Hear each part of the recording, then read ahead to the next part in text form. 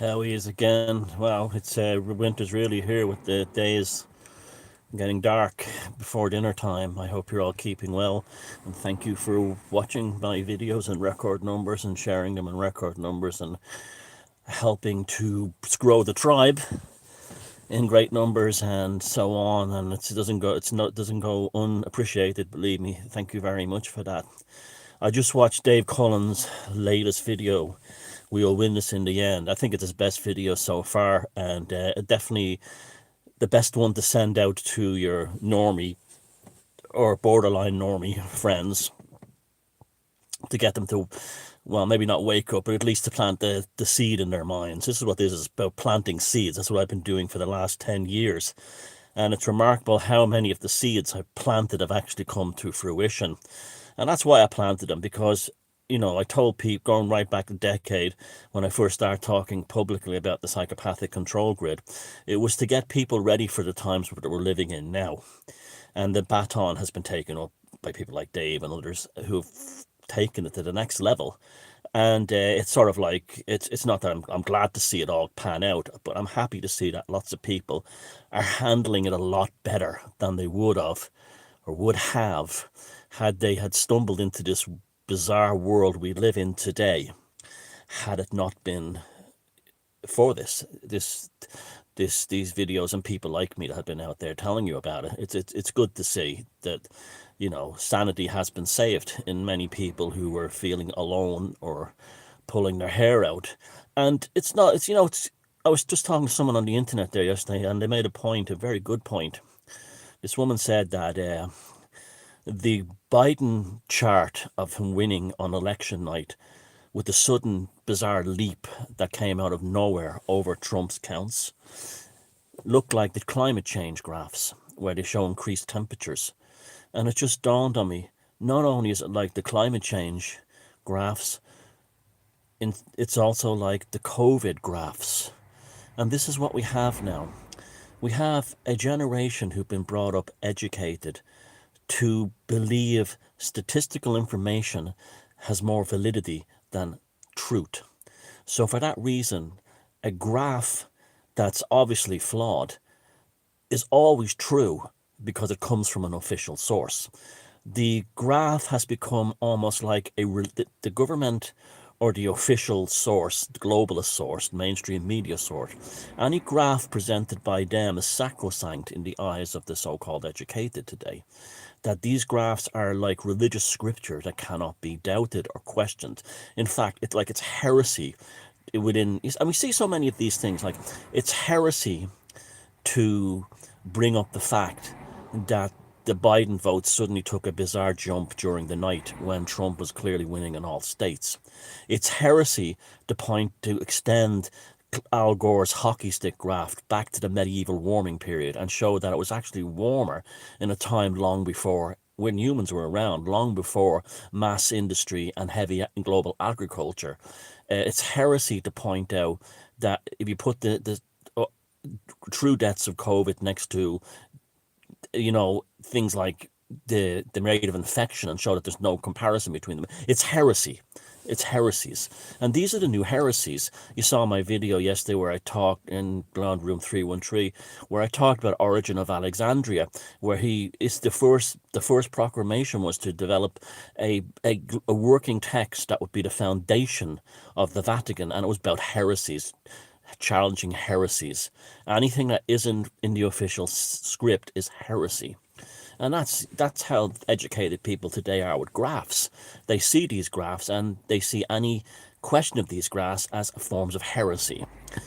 Because once the graphs come from official sources, they're sacrosanct. They are biblical scriptures to educated people.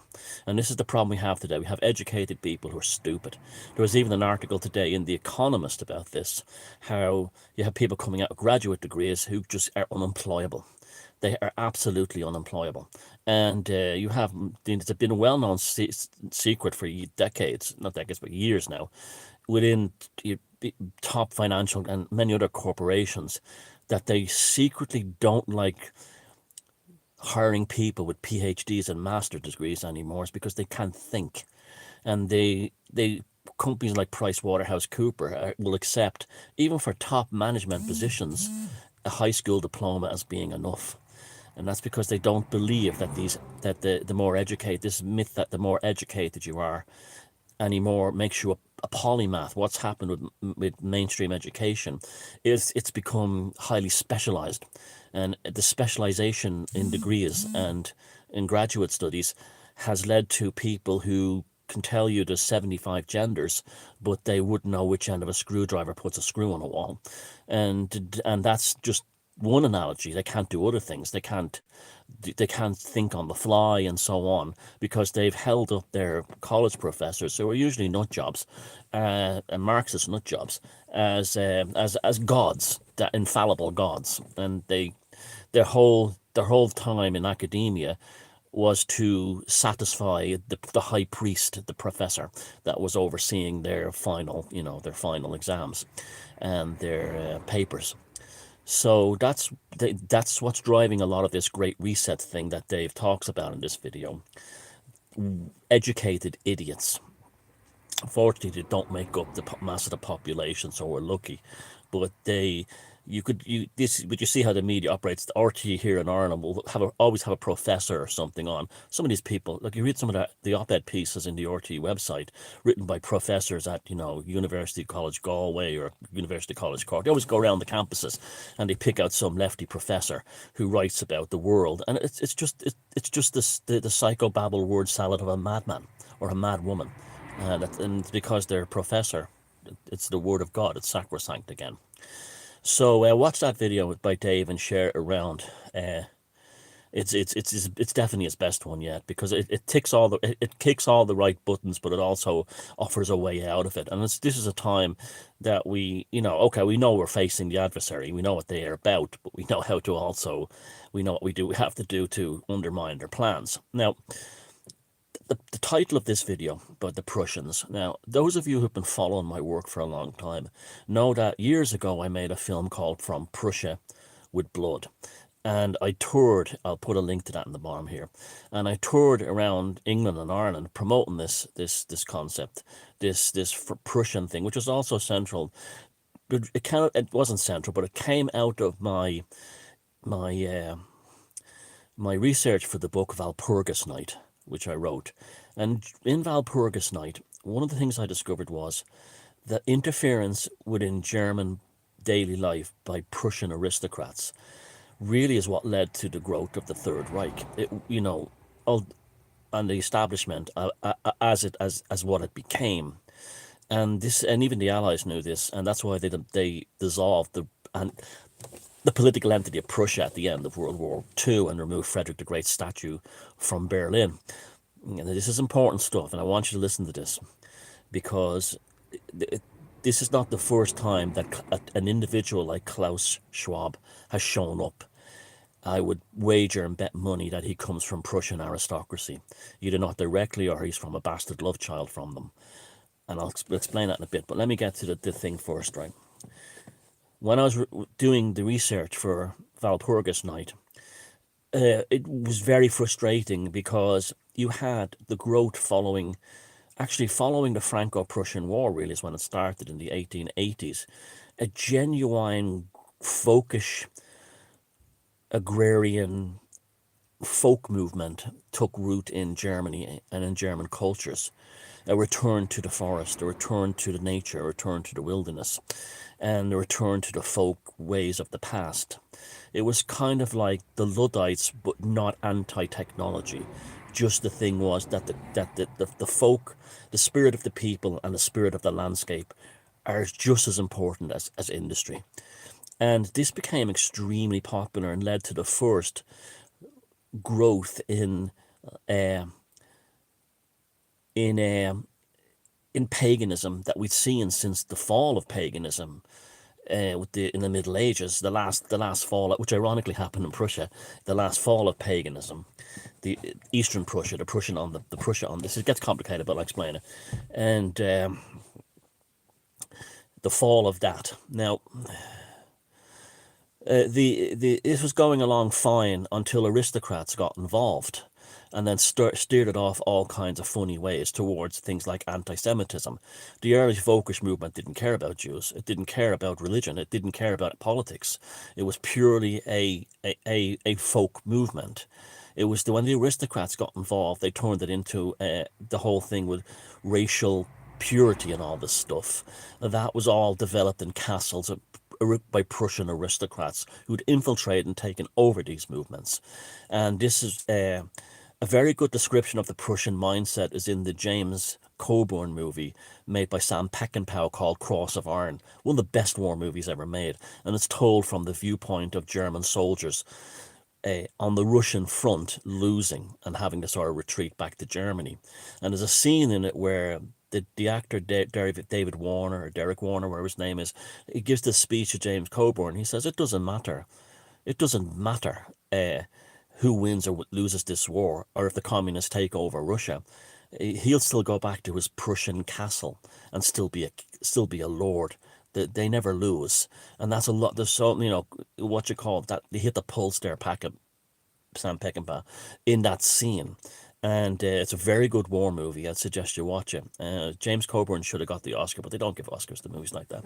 And the Prussians, when World War, they basically led and started World War II because they were involved on all sides.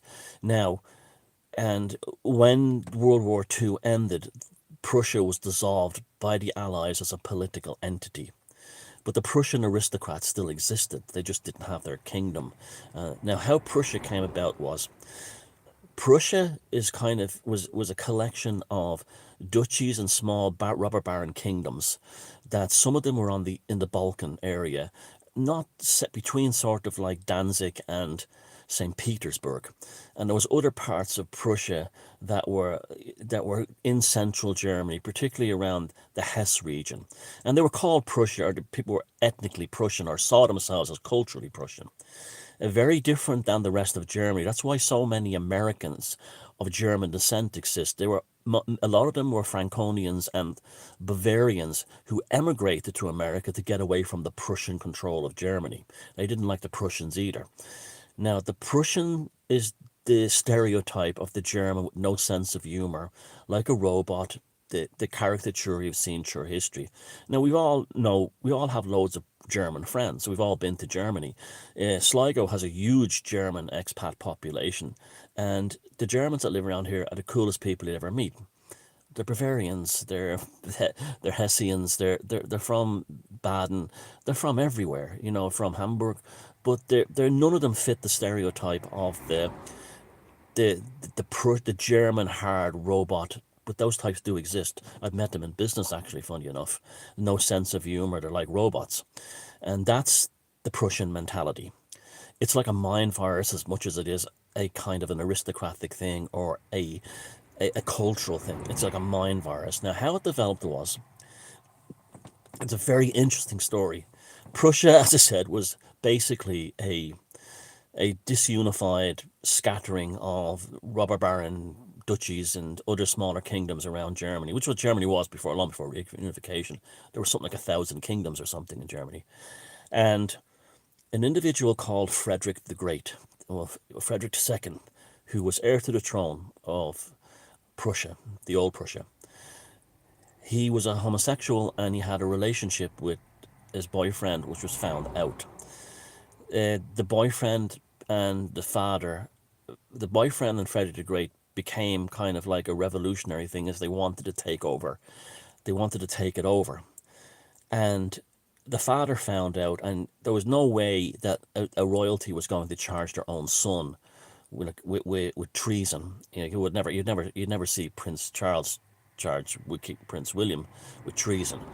So to punish him, what Frederick II's father did was he forced him to watch his boyfriend being beheaded in front of him. And he was beheaded, and there was like, people described it as he was screaming my love," to each other. It's a very sad story, actually. Very sad story. Now, when the boyfriend was beheaded, Frederick the Great people said he went into a kind something what they would describe more than a nervous breakdown. He went into an almost psychedelic state and a shamanic state almost. And then he emerged out of his mental breakdown as a completely different human being. He was not the kind of artistic bohemian dandy that he had been when he was young. He was just like his father, cold, hard, and businesslike. Now, eventually, when he took control of the Prussian monarchy, Frederick II set about expanding Prussia's dominance of Germany. Well, not only did he do that, but he also turned within very little time Prussia into the greatest empire in the world, the greatest power in the world. Now, you ask people today about what remember the great powers of the past. They talk about the French Empire, the German Empire, the British Empire, and so on. None of them will ever mention the Prussian Empire. The Prussian Empire was the United States of its day. It by the time they had defeated the Austro-Hungarians and the French, the the undisputed power of Frederick the Great as a European leader was just stellar, to the point where every other royal family in Europe and in Germany wanted to interbreed with his royal family. Not just him, but I mean all his cousins and everything else. And so to the point where now you have a situation where every royal family in Europe is Prussian or Hessian, but the Hessians were also interbred with the Prussian royal families, like the Hessian family. You see my video I made in Darmstadt in Germany, how closely linked that is to the British royal family.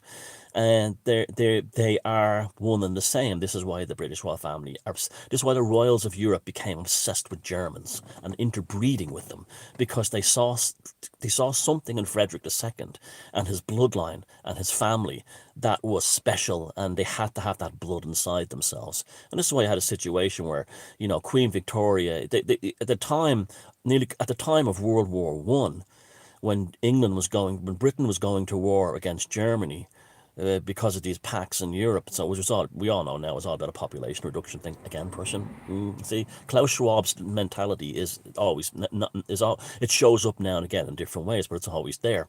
And they couldn't speak English. They didn't speak English in Buckingham Palace. They couldn't speak English. Many of them. They were all Germans. They couldn't speak. They couldn't speak English, and. Or they were German. They were culturally German. And here was English, here was British troops dying in the trenches of the Somme for a monarch, for a royal family who were far more German than most of the Germans they were firing bullets at, and are being shot at by. And so anyway, the situation. What makes this really interesting is Frederick the Great and his successors implemented the world's first public education system, which was the Prussian educational model. The Prussian educational model basically it was designed to make children into robots, and this is why things like arithmetic and times tables were very central to it. Repetitive information, saying the same things over and over again. Three blind mice, see how they run. Even music was taught that way. Though a female, everything was a lesson. Everything was a lesson. And that's where that Germanic style of repetitive singing comes from, repeating the same phrase over and over again. Oh, Tannenbaum, oh, Tannenbaum, it's like a spell more than an actual song. And times tables, one times one is one times two is two, and then it's marching in your brain. Now this all came to it's this is all done for the reason to get them into the army. Now the Prussian army had such intense discipline that at one point a Prussian soldier, rank and file soldier, was more likely to be killed by his own officer than he was by the enemy. That's how strict the discipline was. And this all came to a head during the Franco-Prussian War. Now, the Franco-Prussian War was between France and Prussia, where the French and there was antagonism there for a long time, right back to Napoleon and Frederick II. This is the 1870s around. And it's also one of the first wars where the battlefield action was actually photographed. And the Prussians battered the shite out of the French. Battered the shit out of them. The French, with their superior army and technical ability, and also a very good army. When you hear Americans talk about French being cheese-eating surrender monkeys, that's not true at all. Even during World War II, the French had a remarkable military machine. In World War One, the French demonstrated far more bravery than the Americans did in World War One. It's just the Americans, so many of them get their lessons from things like The Simpsons. But the French, they lost. What happened in World War II with the French was just unfortunate. Things went completely wrong. They had bad generals. But people forget that the French had held off the Germans' assault Blitzkrieg in the Battle of France, enough for the British Expeditionary Force to escape to England, over the strait, over to Dover. And so, but you have Americans, they call them cheesy, but they don't forget that the French were a very competent military force, and probably still are.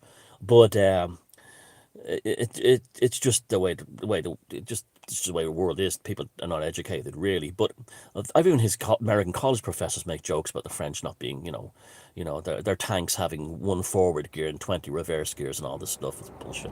But again, educated idiots. But the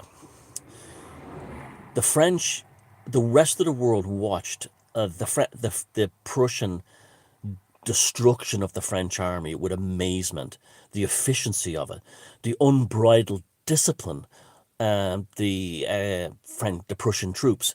French officers described the Prussians as being like machine men, automatons, that they would march into certain death, into machine gun lines in rows and rows, until just they had no fear. They were like, they were spellbound.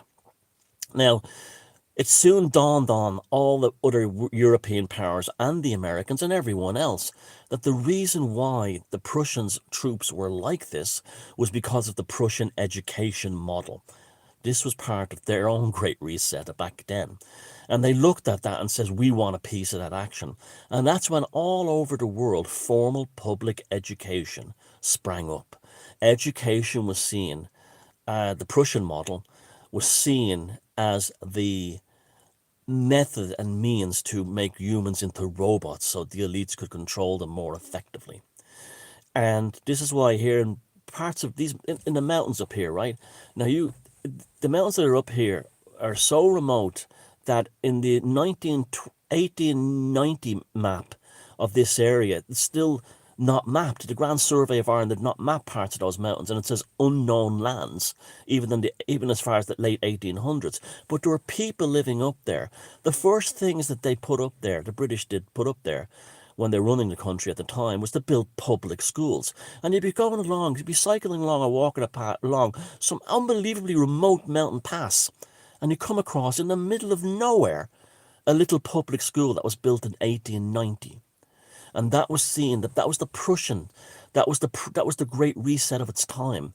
They did, before they had microchips, they had children counting times tables and marching in their heads. And then you bring it up to the present, and we have the COVID-19. And there's this guy, Klaus Schwab, who looks like he should be from Austin Powers movie, with that Prussian aristocratic accent, looking and sounding like Frederick. If you'd imagine what Frederick the Great looked and sounded like when he had his power.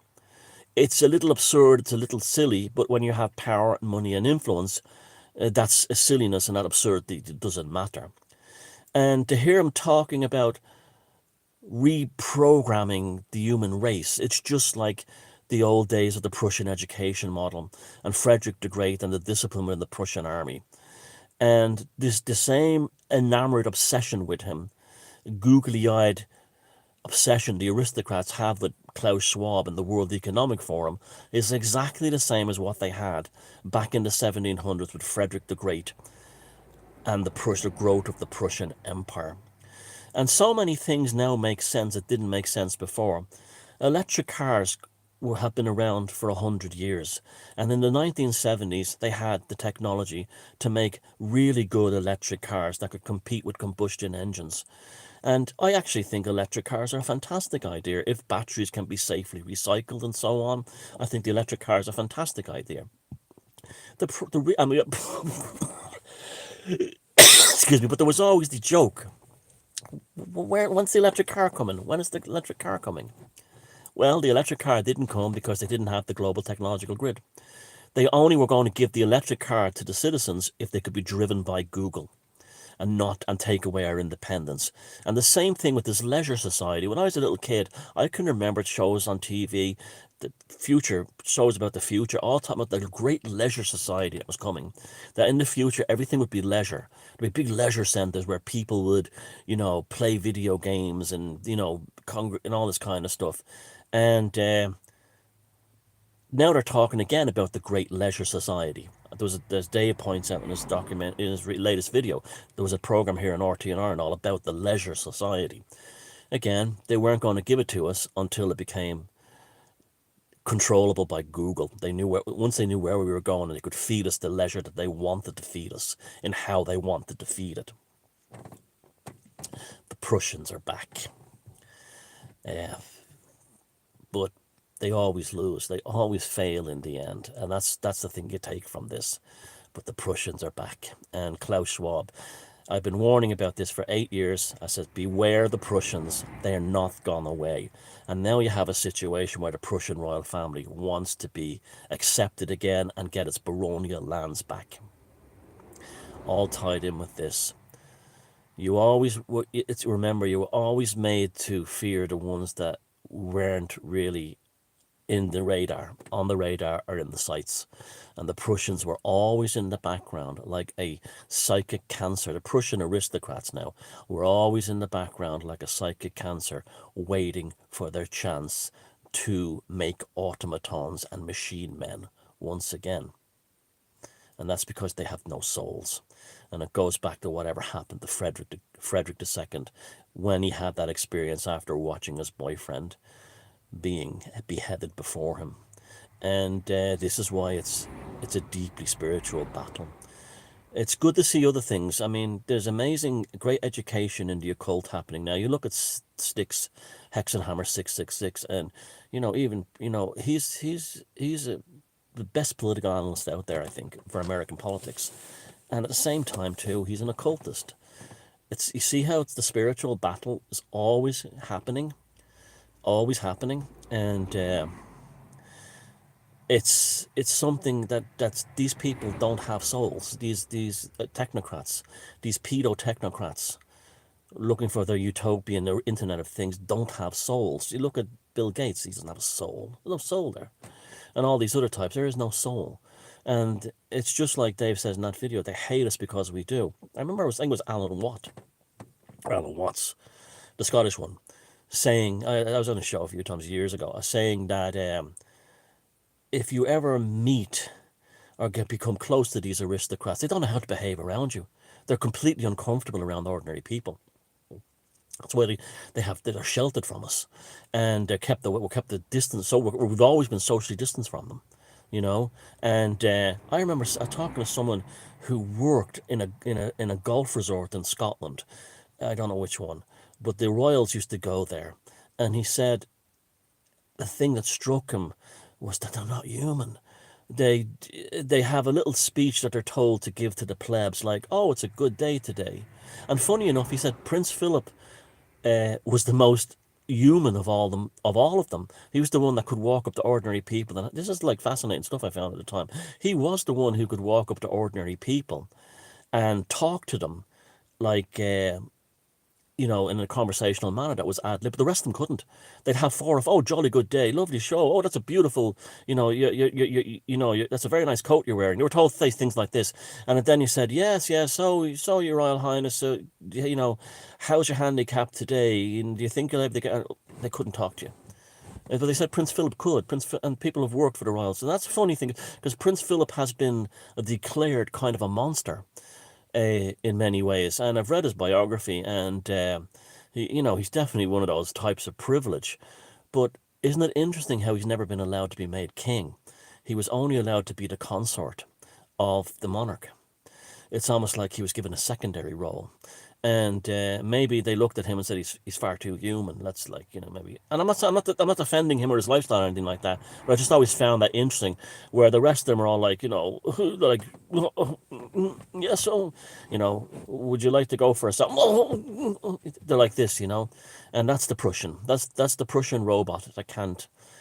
Whatever entity went into Frederick II when he was in that prison cell, having those psychedelic episodes after watching his boyfriend beheaded, that allowed some kind of psychic virus or psychic cancer to take over these establishment elites. And that's why they're obsessed with From Prussia with blood. See you, take care.